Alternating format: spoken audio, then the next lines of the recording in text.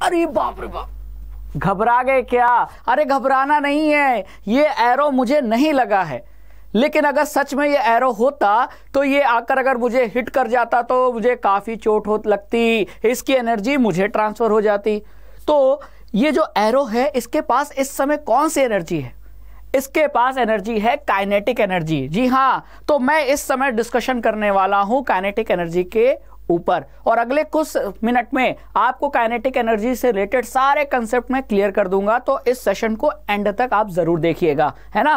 तो ये जो बहुत बढ़िया एग्जांपल था आपको काइनेटिक एनर्जी को समझाने का, कि जब भी हम बो से यानी धनुष से एरो को रिलीज करते हैं तो ये एरो मोशन में आ जाता है, और कोई भी ऑब्जेक्ट जिसके पास मोशन है, मतलब वो मोशन कर रहा है, तो उसके पास जो एनर्जी पोजेस होती है वो कौन सी होती है? Kinetic energy.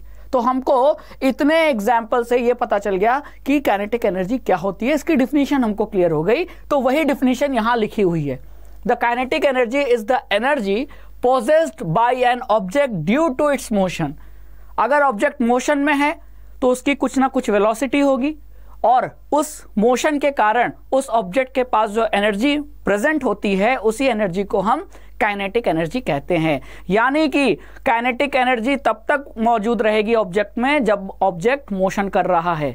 ऑब्जेक्ट ने मोशन करना बंद कर दिया तो काइनेटिक एनर्जी भी जीरो हो गई। ठीक है, अब मोशन किसी भी ऑब्जेक्ट का हो सकता है, जैसे कि यहां आपको कार स्पीड से चलती हुई दिख रही है, तो कार मोशन में है, तो इस समय इस कार के पास कौन सी एनर्जी है? काइनेटिक एनर्जी है कि नहीं? कौन सी एनर्जी है? काइनेटिक। अगर मैं दूसरा एग्जांपल दूं कि ट्रेडमिल पे एक पर्सन एक्सरसाइज कर रहा है, तो वो ट्रेडमिल पे क्या कर रहा है? दौड़ रहा है, मोशन कर रहा है। तो ट्रेडमिल पे ये जो मोशन है उसके वजह से इस पर्सन के एक्सरसाइज करते हुए पर्सन के पास जो एनर्जी है वो भी कौन सी एनर्जी है? Kinetic energy. अब आप सोचिए, अगर कार अपनी स्पीड बढ़ा ले, ये एक्सरसाइज करता हुआ पर्सन ट्रेडमिल पे तेज दौड़ने लगे, तो इसकी काइनेटिक एनर्जी क्या होगी? बढ़ जाएगी, है ना। तो जितना ज्यादा स्पीड होती है उतनी ज्यादा काइनेटिक एनर्जी होती है। तो इसीलिए लिखा है the kinetic energy of an object increases with its speed. सीधा साधा कनेक्शन है काइनेटिक एनर्जी का स्पीड से, वेलोसिटी से, मोशन से। ठीक है, चलिए अब इसके फॉर्मूले को देख लेते हैं। अगर हमने कहा कि काइनेटिक एनर्जी मोशन पे डिपेंड कर रहा है ऑब्जेक्ट के, तो कोई रिलेशन तो होगा। तो चलिए मैं रिलेशन आपको बताता हूं। इसके लिए हमने ऑब्जेक्ट का मास कितना ले लिया? m, और ऑब्जेक्ट को मान लिया कि वो एक यूनिफॉर्म वेलोसिटी v से ट्रेवल कर रहा है, मोशन कर रहा है। यूनिफॉर्म वेलोसिटी का मतलब समय के साथ वेलोसिटी चेंज नहीं हो रही। अगर 10 मीटर पर सेकेंड है तो 5 सेकेंड बाद भी 10 मीटर पर सेकेंड, अगले 15 सेकेंड बाद भी 10 मीटर पर सेकेंड। तो वेलोसिटी अगर यूनिफॉर्म है, ऑब्जेक्ट का मास m है, वेलोसिटी v ले लिया, तो उस ऑब्जेक्ट के पास जो कि m मास का है और v वेलोसिटी से आगे मोशन कर रहा है, उसके पास जो काइनेटिक एनर्जी प्रेजेंट है वो कितनी प्रेजेंट है? तो इसका फॉर्मूला होता है हाफ mv²।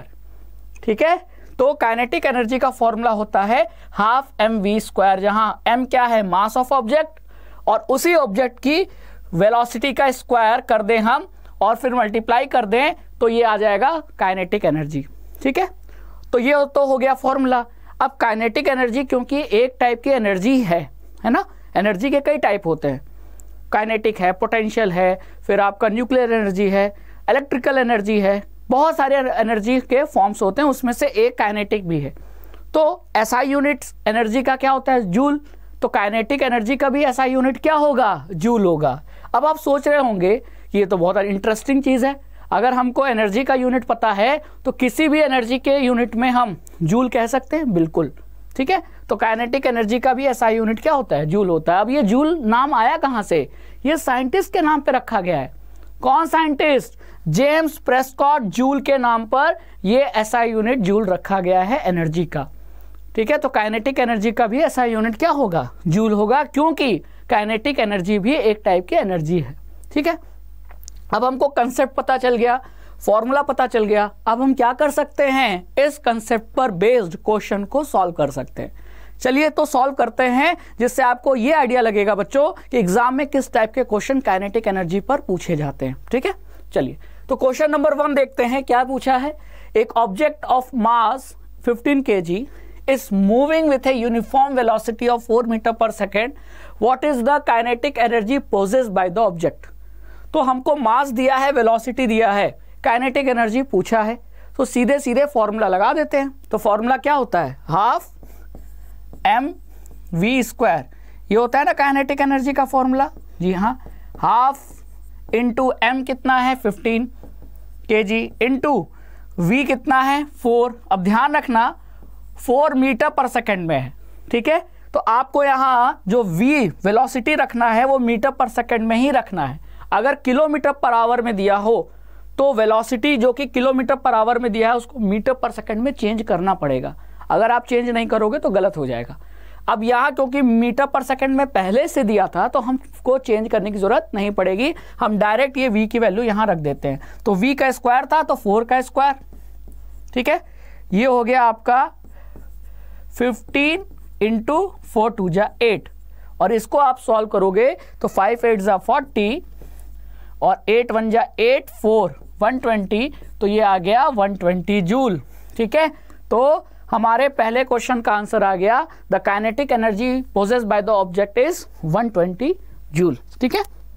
ये 120 जूल होगा, ठीक है। क्लियर, समझ में आया। 15 इंटू 8, 5 8 जा 40 और ये 120 जूल आ गया, ठीक है। क्लियर हो गया। चलिए आगे बढ़ते हैं। Next, the kinetic energy, second question, the kinetic energy of an object of mass m moving with a velocity of 5 meter per second is 25 joule. What will be its kinetic energy when its velocity is doubled? What will be its kinetic energy when its velocity is increased 3 times? तो आपसे दो question पूछे हैं। पहला कि kinetic energy तब निकालो जब वेलोसिटी क्या हो जाए, ऑब्जेक्ट का डबल हो जाए, और दूसरा क्वेश्चन ये पूछा है कि काइनेटिक एनर्जी तब निकालो जब वेलोसिटी 3 टाइम्स हो जाए इनिशियल वेलोसिटी का। अब आपको काइनेटिक एनर्जी निकालने के लिए मास की जरूरत पड़ेगी, तो मास जब तक नहीं निकालोगे आप इस दोनों क्वेश्चन का आंसर सॉल्व नहीं कर सकते। तो पहले हम मास निकालते हैं। तो हमको मास यहां से निकल सकता है जो इंफॉर्मेशन दी है।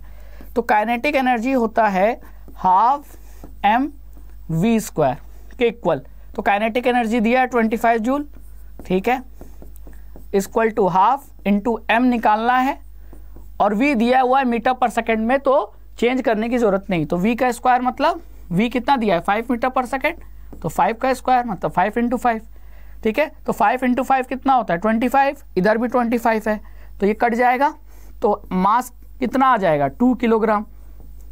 तो मास हमारा आ गया 2 किलोग्राम।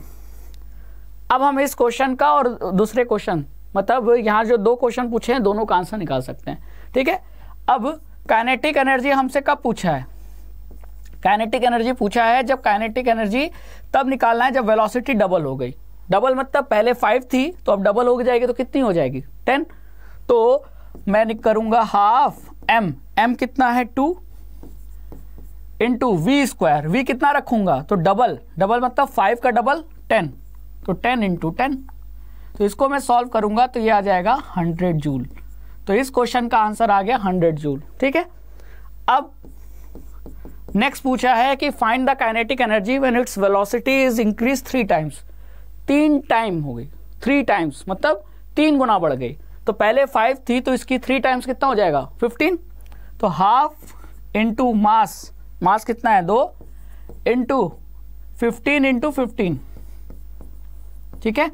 तो ये सॉल्व करोगे तो ये आ जाएगा 225 जूल, ठीक है। सॉल्व हो गया तो हमारे क्वेश्चन का आंसर आ गया। पहले तो मास निकाला, मास निकालने के बाद what will be it's kinetic energy when its velocity is doubled, तो आंसर है 100 जूल। और जब इसकी वेलोसिटी 3 टाइम्स हो जाती है तो काइनेटिक एनर्जी कितनी होगी, तो आंसर है 225 जूल। क्लियर है, ठीक है। तो यही यहां सॉल्व किया है, आप यहां आंसर देख सकते हो, ठीक है। चलो क्वेश्चन नंबर 2 भी हमने सॉल्व कर लिया। अब आते हैं क्वेश्चन नंबर 3 पे। बहुत बढ़िया क्वेश्चन है ये भी। If the velocity of a body is doubled it's kinetic energy will, मतलब अगर किसी ऑब्जेक्ट की जो वेलोसिटी है उसको डबल कर दिया जाए तो काइनेटिक एनर्जी जो होगी चेंज हो जाएगी, क्योंकि आपने वेलोसिटी चेंज किया तो काइनेटिक एनर्जी डिपेंड करती है मास पे और वेलोसिटी के स्क्वायर पे। तो वेलोसिटी बदलोगे तो काइनेटिक एनर्जी चेंज होगा। तो वेलोसिटी हमने बदल कर अगर डबल कर दिया तो काइनेटिक एनर्जी चेंज होकर क्या हो जाएगा? तो हम मान लेते हैं मास m और वेलोसिटी v, किसका? ऑब्जेक्ट का। तो जो इनिशियल काइनेटिक एनर्जी है वो कितनी हो जाएगी? मान लो हाफ mv²। अब हमने क्या किया? नई काइनेटिक एनर्जी मतलब बाद वाली, तो final kinetic energy half into m, देखो वही है, मास कहीं नहीं लिखा कि मास को हमने चेंज किया है। तो जब नहीं लिखा तो जो मास पहले रखा था वही मास बाद में रखेंगे। लेकिन जो वेलोसिटी है वो कहा है डबल हो गया। तो पहले v का स्क्वायर था, अब डबल का यानी 2v का स्क्वायर। तो इसको अगर हम सॉल्व करेंगे तो ये आएगा हाफ m और ये हो जाएगा 4v²। 4 को मैं इधर कर दूं, अलग कर दूं, तो 4 अलग कर दिया तो क्या बचा? हाफ mv² और हाफ mv² क्या था? Initial kinetic energy. तो मतलब जो नई काइनेटिक एनर्जी है, फाइनल काइनेटिक एनर्जी, वो इनिशियल के क्या हो जाएगी? 4 टाइम्स हो जाएगी। देखो 4 मल्टीप्लाई हो रहा है ना, तो 4 टाइम्स हो जाएगी। तो कहाँ दिया है यहाँ 4 टाइम्स? यहाँ डी ऑप्शन में दिया है। तो इसका आंसर क्या होगा? D option is the correct answer. ठीक है, kinetic energy will get double. ठीक है, बहुत इजी था कि नहीं? तो इस तरीके से बच्चों हमने इस छोटे से सेशन में काइनेटिक एनर्जी के कंसेप्ट को पढ़ा और उससे रिलेटेड जो क्वेश्चन है उसको भी सॉल्व किया। I hope you like this session. इसी तरह हमारे साथ अड्डा 24/7 क्लास 9 एंड 10 यूट्यूब चैनल पर पढ़ते रहिए। Thank you so much.